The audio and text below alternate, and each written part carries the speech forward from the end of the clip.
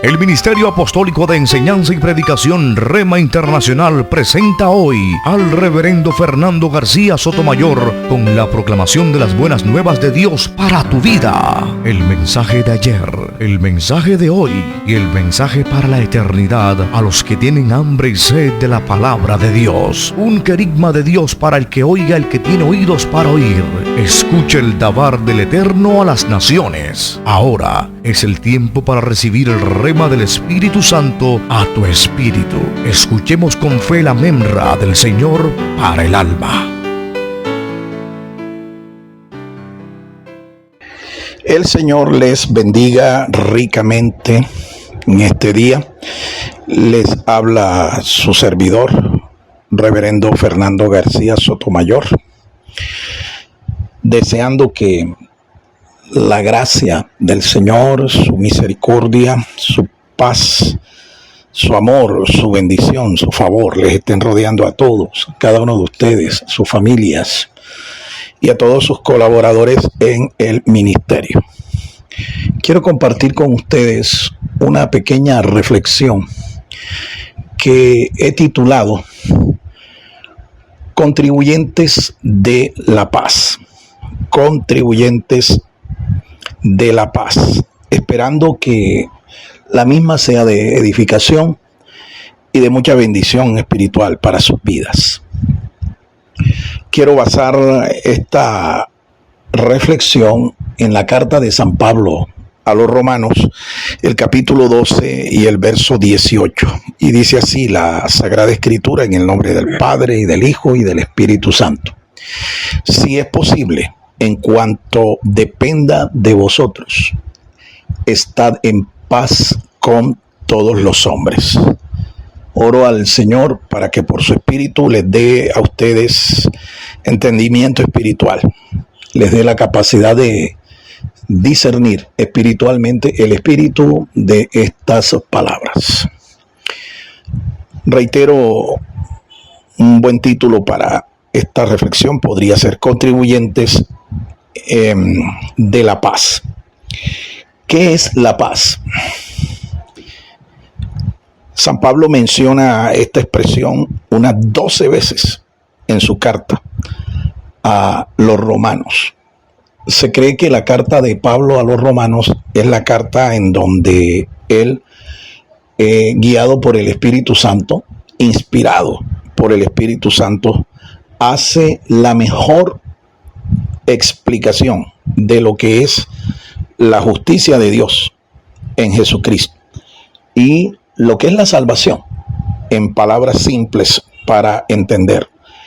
Es una carta que ya la hace en su madurez como apóstol y no en los primeros días en los que él inició su ministerio, una vez que fue llamado por el Señor y comisionado para ser apóstol a los gentiles.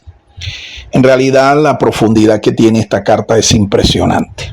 La carta a los romanos. Se recomienda que esta carta sea leída muchas veces, en especial por aquellos que son ministros del Señor, aquellos que le sirven hoy al Señor en una vocación ministerial, una vocación sacerdotal.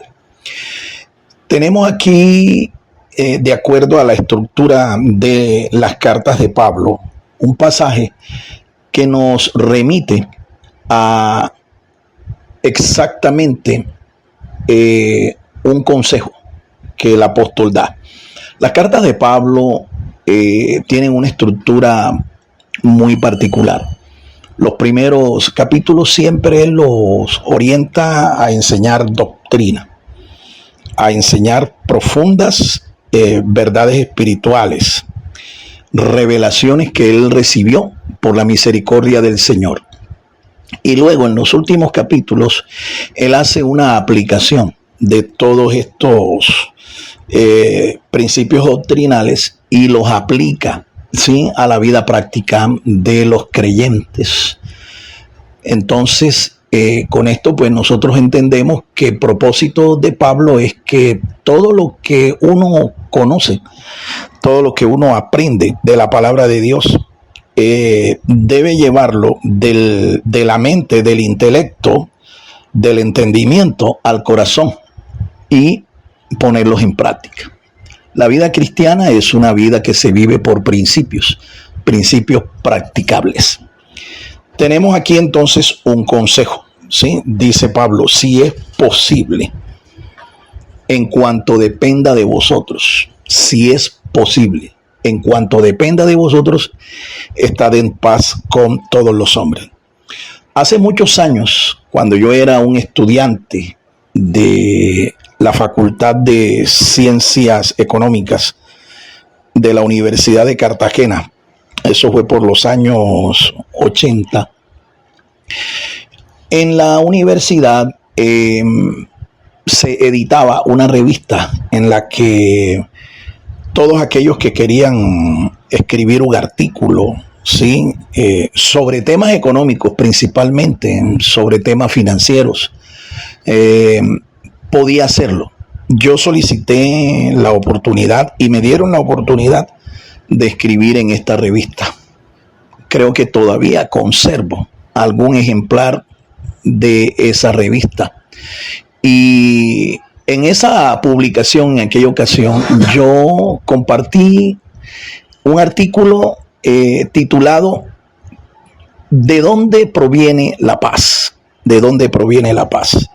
Y a pesar de que no era propiamente un artículo de naturaleza administrativa, económica, financiera, sin embargo, ellos me aceptaron e hicieron la publicación. En aquella ocasión, pues, yo, a la luz de las Sagradas Escrituras, yo le compartí a todos los lectores de esa revista, de toda la facultad y de toda la universidad, le compartí sobre el origen de la paz, de dónde viene realmente la paz.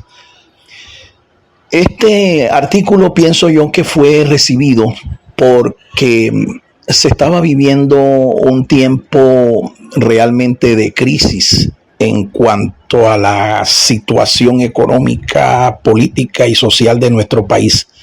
Un conflicto que ya lleva más de 40 años en Colombia.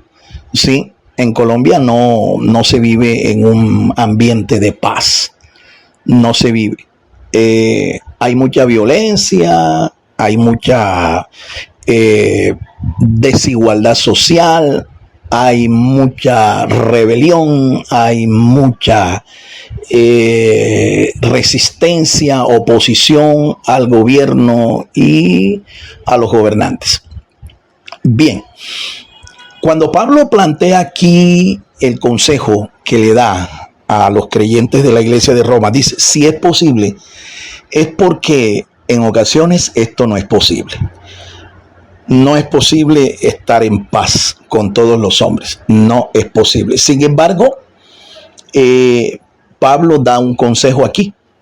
Y creo que si nosotros entendemos y aceptamos que Pablo fue inspirado por el Espíritu Santo, esta es una tarea que definitivamente nosotros tenemos que ejecutarla. ¿Cuál tarea? Tratar de hacer la paz con todos aquellos que son nuestros enemigos. Quiero retomar sobre este primer principio para definirles lo que es la paz a la luz de la Biblia. La paz es un vocablo que en hebreo se dice shalom, shalom. Y lo que esto significa es no solamente paz, ¿sí? Shalom es una palabra que nos habla de bienestar general, de restitución a una condición de bienestar general, restitución de una condición de enemistad, ¿sí? De conflicto, de diferencias con alguien, para estar en comunión, en armonía, en paz. ¿Sí? Eso es lo que significa la palabra shalom. Reitero, no es solamente estar en una condición pacífica, en una condición de paz en cuanto a nuestras relaciones con Dios, con nosotros mismos y con el prójimo. Quiero abonar también que la paz es un fruto del Espíritu de Dios. un fruto del Espíritu Santo. Allá en la carta de San Pablo a los Gálatas, él habla acerca del fruto del Espíritu. Su capítulo 5 nos dice que el fruto del Espíritu es amor, gozo, paz, paciencia, benignidad, mansedumbre, dice, y templanza. Esos son los frutos o manifestaciones del fruto del Espíritu.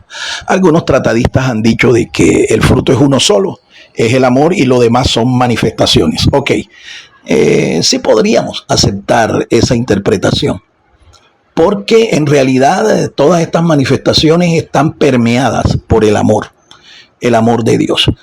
En cuanto a esas 9 manifestaciones, amor, gozo, paz, las primeras tienen que ver con nuestra relación con Dios. Amor, gozo y paz. Renombro aquí paz. De esto es lo que estamos hablando. Paz. Luego dice paciencia, benignidad, bondad. ¿Sí? Paciencia, benignidad, bondad. Esas manifestaciones tienen que regular nuestra relación con nosotros mismos. ¿Sí? Paciencia, benignidad, bondad. Y las últimas 3 manifestaciones, fidelidad o fe, mansedumbre y templanza, tiene que ver con nuestra relación con el prójimo. O corrijo. Las 3 anteriores tienen que ver con nuestra relación con el prójimo. Benignidad, bondad, fe. Benignidad, bondad, fe o fidelidad. Mansedumbre, templanza, sí, tienen que ver con nuestra relación con el prójimo. Sí, entonces, recapitulo. La paz es un fruto que viene del Espíritu Santo. ¿Sí? Y este fruto, en sus primeras manifestaciones, tiene que ver con nuestra relación con Dios. Amor, gozo, paz. Pero también algunas de estas manifestaciones tienen que ver con nuestra relación con nosotros mismos. Nosotros mismos tenemos que estar en paz con nosotros mismos. ¿Sí? Y cuando se tiene paz con Dios, esto es posible. Esto es posible. Y también otras de estas manifestaciones tienen que ver con nuestra relación con el prójimo.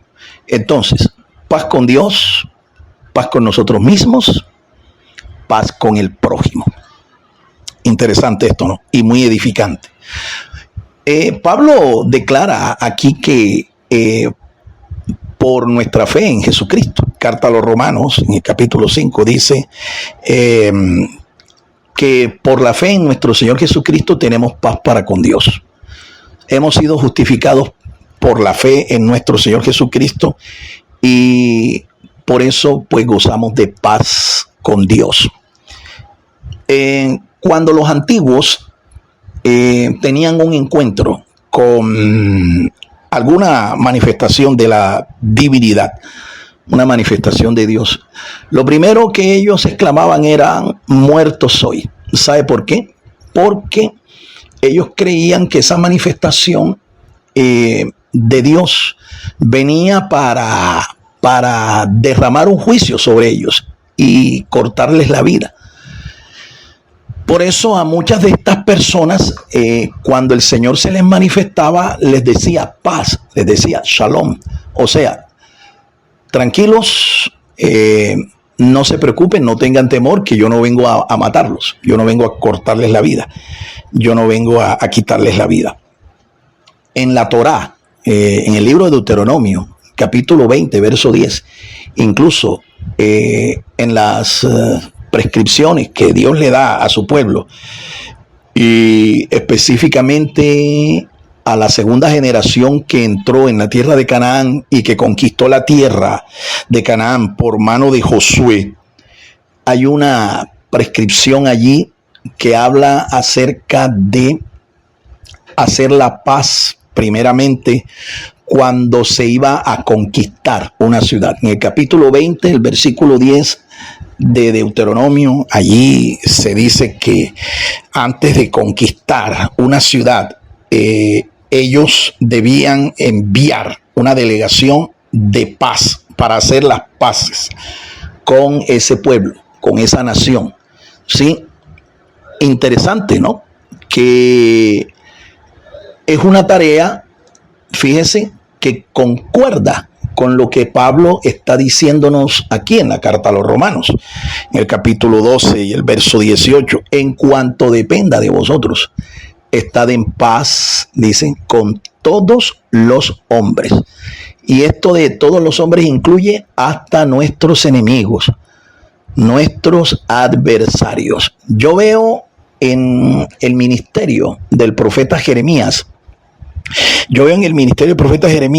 que cuando Jeremías recibió profecía, recibió palabra del Eterno, una de las cosas que Jeremías le profetizó al pueblo era que había que hacer la paz con sus enemigos, y en específico con aquellos que querían invadirlos, los babilonios. ¿Sí? Muchas veces Jeremías profetizó que era necesario hacer la paz con estos adversarios, con este enemigo invasor, ¿sí? Porque era lo que Dios quería, ¿sí? Pero fíjense que cuando Jeremías intentó hacer esto, se ganó la enemistad del pueblo. Se ganó inclusive la oposición, la resistencia y la persecución. Fue tratado Jeremías como un traidor, una persona vendida al adversario, vendida al enemigo. Quiero decirte, mi hermano, que esta tarea de pacificar, ¿sí?, hacer la paz con nuestros declarados adversarios, declarados enemigos, no es fácil.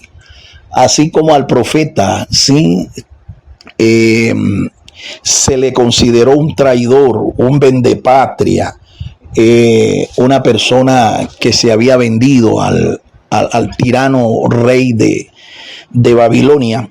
Esto también te puede pasar a ti cuando tú intentes hacer la paz con alguna persona que se ha declarado como un enemigo tuyo, como un adversario. Regularmente nosotros vemos muchas veces esto en el ministerio, ¿sí? Por eso es que muchas veces no es posible estar en paz, ¿sí? Pero hay una promesa de parte del Señor para aquellos que lo intentan, para aquellos que lo hacen. Dice el Señor que en el capítulo 16 y el verso 7 del libro de los Proverbios: cuando los caminos del hombre son agradables a Jehová, aún a sus enemigos hace estar en paz con él. ¿Sabes? Aquí lo importante, cuando tú intentes hacer esto, cuando tú intentes poner paz con tus adversarios, con tus enemigos, con tus opositores, con las personas que se han declarado tus enemigos, tus contrincantes, tus opositores, recuerda que lo importante es que tus caminos sean agradables al Señor. Y si tus caminos son agradables a nuestro Dios, dice la Biblia que el mismo Dios es el que hace que estos adversarios se pongan en paz con nosotros. Así que ahí hay una promesa de la cual nosotros podemos aferrarnos cuando tratemos de hacer esta tarea. ¿Cuál tarea? La tarea de sembrar la paz, la tarea de pacificar. Mira la promesa que también el Señor hizo allá en el Sermón de la Montaña, en el capítulo 5, verso 9 de Mateo.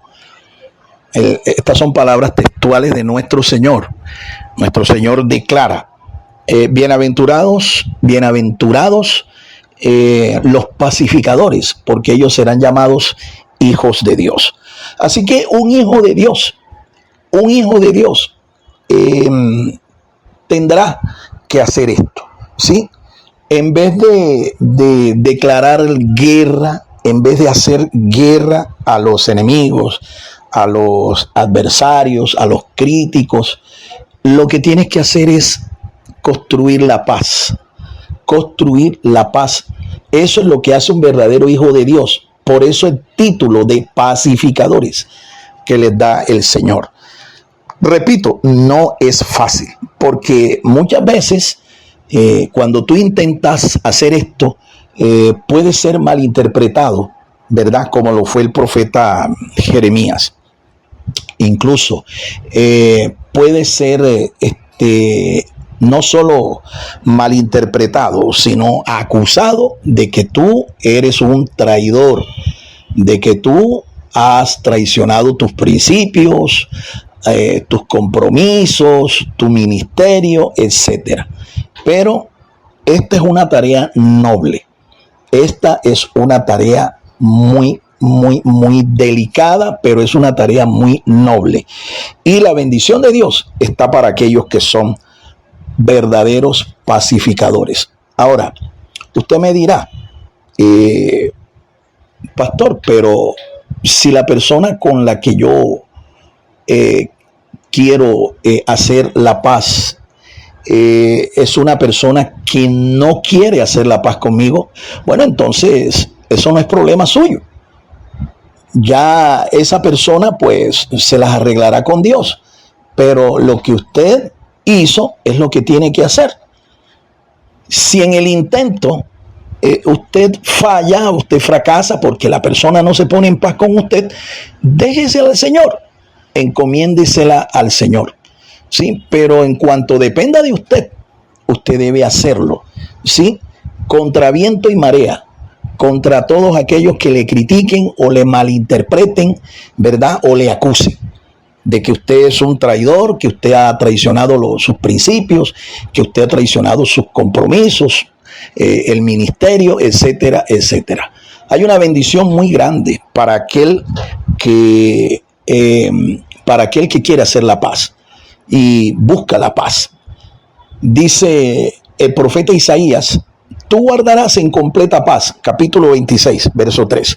Tú guardarás en completa paz aquel cuyo pensamiento en ti persevera, porque en ti ha confiado. Confiad en el Señor, porque Él es la roca de los siglos, la roca eterna, la roca de los siglos. Esa bendición es una promesa realmente muy grande. Y eso tiene que ver con la condición que nosotros mismos debemos mantener, paz con nosotros mismos. Tenemos que estar en paz, y la promesa del Señor aquí, de acuerdo al profeta Isaías, es que la paz de Dios nos guardará. Jesús ratifica esto. Nuestro amado Salvador lo ratifica también. Allá en el Evangelio de Juan, en el capítulo 16, verso 33, dice: mi paz os dejo, mi paz os doy. Yo no os la doy como el mundo la da. No se turbe vuestro corazón, ni tengas miedo. No tengas miedo de hacer la paz con aquellos que son tus adversarios, tus enemigos. Aunque esto te cueste, ¿verdad? El riesgo de que te llamen traidor, de que te llamen una persona vendida, de que te llamen una persona que eres desleal. No, nunca deje de intentarlo. Nunca deje de intentarlo. Y la pregunta del millón es: ¿y por qué, pastor? ¿Por qué yo tengo que hacer esto? ¿Por qué no hago como los judíos hacen con respecto a sus enemigos? ¿Por qué nuestra actitud no debe ser la de un judío legalista que a sus enemigos, en vez de bendecirlos, en vez de hacer la paz con ellos, lo que hacía era tratar de destruirlos, tratar de aniquilarlos, ¿sí? Por eso es que Pedro dice que nosotros no estamos llamados para maldecir, sino para bendecir, para incluso orar por nuestros enemigos, orar por nuestros adversarios. Esto es una cosa muy dura. Es muy fácil escucharlo y predicarlo y enseñarlo, pero practicarlo es otra cosa. Practicarlo es otra cosa. Se requiere mucho valor, se requiere mucho coraje de la persona que decide realmente hacer esta tarea. Ahora, finalmente te digo por qué. Porque es que uno tiene que hacer la tarea de pacificador. Porque uno tiene, como hijo de Dios, que buscar la paz, seguirla, procurarla con todos, no solamente con los creyentes, sino con los enemigos. ¿Por qué? Porque dice el Señor allá en la carta a los Hebreos capítulo 12 y el verso 14, seguid la paz con todos, dice, y la santidad, sin la cual nadie verá al Señor. Una persona que no sea de un corazón pacífico, una persona, un ministro, cualquier persona que no tenga un corazón pacificador, una actitud pacificadora, esta persona no le verá el rostro a Dios. Puede ser pastor, el apóstol, el gran profeta, el gran ministro, el super, hiper, mega ungido, pero si no es una persona que sigue la paz y la procura con su prójimo, esta persona no le verá el rostro a Dios. Seguid la paz con todos, dice, y la santidad, sin la cual nadie verá al Señor. La santidad es algo que también es fundamental, ¿sí? Yo puedo hacer la paz con una persona que es mi adversario, mi enemigo, sin sacrificar mis principios de ética, moral, rectitud y santidad. Yo puedo hacerlo. Yo puedo hacerlo. Y cualquiera puede hacerlo. Tú puedes hacer la paz con gente que es inclusive enemiga de Dios, adversaria tuya, ¿verdad? Sin sacrificar tus principios éticos, morales, principios de justicia y de santidad. Mis amados hermanos, Dios los bendiga ricamente y les animo para que ustedes hagan lo que dice la Biblia que hay que hacer, para que ustedes pongan en práctica los principios eternos de la palabra de Dios. No nos sirve de nada tener mucho conocimiento, tener mucha teología, sin nosotros poner en práctica estas verdades. Que la gracia del Señor, su misericordia, su favor y su amor le estén rodeando siempre. Dios les bendiga y hasta una próxima oportunidad. El Ministerio Apostólico Rema Internacional pone a disposición esta predicación. Ofrecemos ministración a simposios, seminarios, campañas evangelísticas, educación globalizada sana y de carácter interdenominacional. Escríbanos a ministerioremainternacional@gmail.com o llámenos al celular 316-270-7181.